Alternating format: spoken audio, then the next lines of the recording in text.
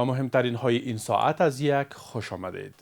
عبدالجبار تخاری سرقنسول امارت اسلامی افغانستان در کراچی اعلام کرده است که پلیس پاکستان همسر و پسر زن افغان را که 2 روز پیش همراه 3 فرزندش در این شهر به گونه حلقاوی جان باخته بودند بازداشت کردند.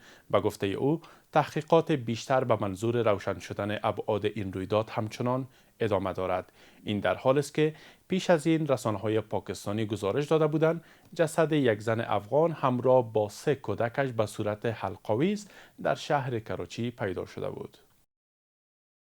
ذبیح الله مجاهد سخنگوی امارت اسلامی افغانستان به دنبال شهادت ابو عبیده سخنگوی شاخه نظامی حماس ضمن ابراز تأسف عمیق همدردی امارت اسلامی را با جنبش حماس اعلام کرد. ذبیح الله مجاهد گفته است که امارت اسلامی خود را شریک غم مردم فلسطین و اعضای حماس می‌داند. از سوی دیگر جنبش حماس تایید کرده است که در جریان سال روان میلادی ابو عبیده و همچنان محمد سنوار برادر یحیی سنوار و رهبر پیشین حماس در نوار غزه به شهادت رسیدند. قابل یادآوری است که این رویدادها واکنش‌های گسترده منطقه‌ای و بین‌المللی را نیز در پی داشته است. کار ساخت یک پل هوایی به منظور تسهیل رفت و آمد وسایط نقلیه در شهر کابل امروز در نزدیکی مقام ولایت آغاز شد. در خبرنامه‌ای که از سوی معاونیت اقتصادی منتشر شده آمده است هزینه این پل 462 میلیون افغانی برآورد شده و کار ساخت آن طی 15 ماه آینده تکمیل خواهد شد. در پی وقوع یک حادثه ترافیکی در بدخشان 7 نفر جان خود را از دست داده و 2 تن دیگر زخمی شدند. احسان الله کامگار سخنگوی فرماندهی امنیه بدخشان گفته است که این حادثه بر اثر خارج شدن یک موتر نو فولدر از جاده در منطقه ورفک ولسوالی میامی به وقوع پیوسته است. موج گسترده از اعتراضهای ضد دولتی در ایران آغاز شده است. گزارش‌ها حاکی از آن است که سقوط بی‌سابقه ارزش پول ملی این کشور در برابر دلار و وخامت وضعیت اقتصادی از عوامل اصلی شکلگیری این اعتراضها بوده است. در همین حال رئیس بانک مرکزی ایران نیز از سمت خود کناره‌گیری کرده است.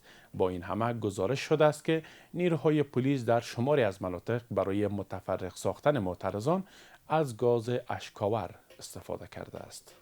جرمی لیون معاون رئیس جمهور ایالات متحده آمریکا در امور کمک‌های خارجی اعلام کرده است که کشورش برای حمایت از فعالیت‌های بشردوستانه سازمان ملل متحد 2 میلیارد دلار کمک می‌کند. با این حال او تأکید کرده که این کمک‌ها نباید در افغانستان و یمن به مصرف برسد.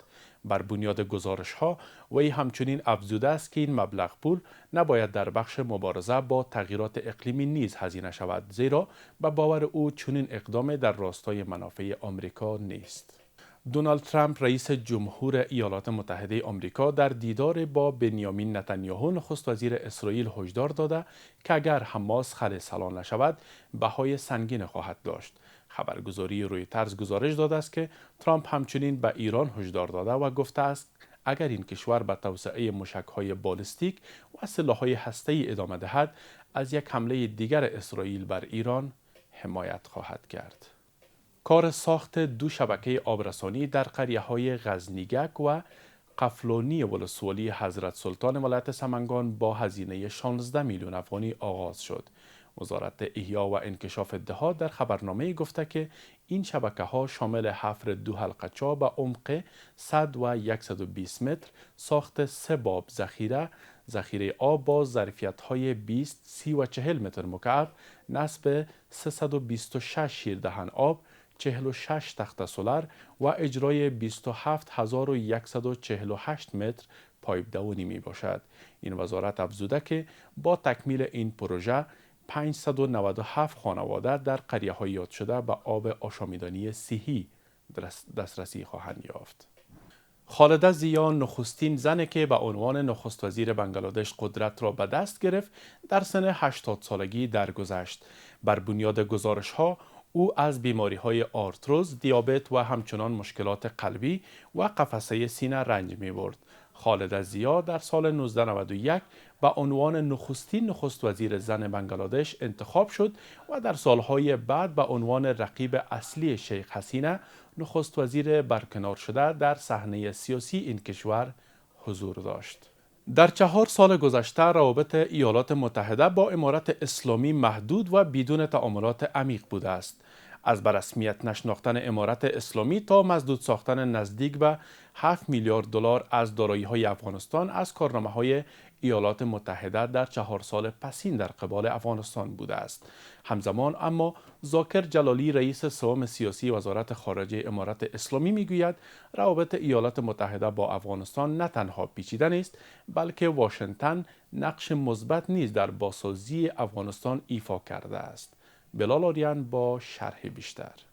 پس از بر روی کار آمدن امارات اسلامی در سال 2021 در افغانستان، روابط ایالات متحده با امارات اسلامی محدود و بدون تعاملات عمیق بوده است و در بیش از 4 سال پسین واشنگتن حکومت امارات اسلامی را به رسمیت نشناخته و همچنان نزدیک به 7 میلیارد دلار از دارایی‌های افغانستان را مسدود کرده است. و اما روابط واشنگتن با کابل در سطح دیپلماتیک و اطلاعاتی همچنان برقرار بوده است. از جمله مذاکرات در دوحه، رهایی زندانیان، کمک‌های بشردوستانه و مبارزه با داعش از کارنامه‌های دو طرف در 4 سال پسین بوده است. در این میان اما ذاکر جلالی رئیس سوم سیاسی وزارت خارجه امارات اسلامی گفته حضور 20 ساله اشغال دوره استثنایی در روابط میان کابل و واشنگتن بود. آقای جلالی افزوده است که نه تنها روابط دو کشور پیچیده نبوده است بلکه نقش مثبت امریکا در پروژه‌های بزرگ انکشافی به ویژه میدان هوایی کندهار و سد کجکی در هلمند را نباید نادیده گرفت.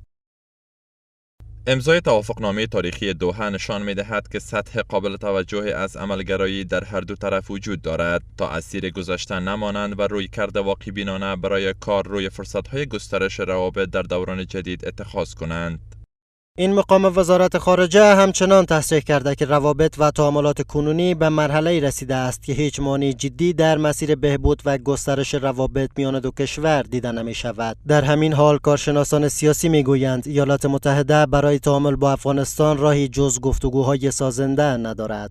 موږ د امریکا ښاغلي ولسمشر باندې غږ کوو چې تا ته بله هیڅ لار نه ده پاته بیله د اسلامي امارات په رسمیت پیژندل، بیله د اسلامي امارات سره تعامل کول، بیله د اسلامي امارات د مشرانو څخه بندیز لرې کېدل او زما د ملت 10 میلیارد دلار چې تا غصب کړي دغه آزادول. در شرایط فعلی روابط امریکا با افغانستان را میتوان عمل محور و در حال گذار دانست، چون با وجود اختلافات سیاسی امریکا پذیرفته است که امارت اسلامی افغانستان یک واقعیت عینی جامعه بوده و کوشش می نماید که با آن تعامل هدفمند و محدود داشته باشد. باورها این است که پس از خروج نظامی امریکا از افغانستان در سال 2021 روابط میان واشنگتن و کابل به شکل اساسی تغییر کرد. اگرچه ارتباطات رسمی با امارت اسلامی برقرار نشد، اما ایالات متحده تلاش کرد با حفظ یک رویکرد آینده‌نگر و منطقه محور نقش مهم خود را در مسیر ثبات افغانستان ایفا کند. با سپاس و امتنان تا دیدار دیگر، بدرود.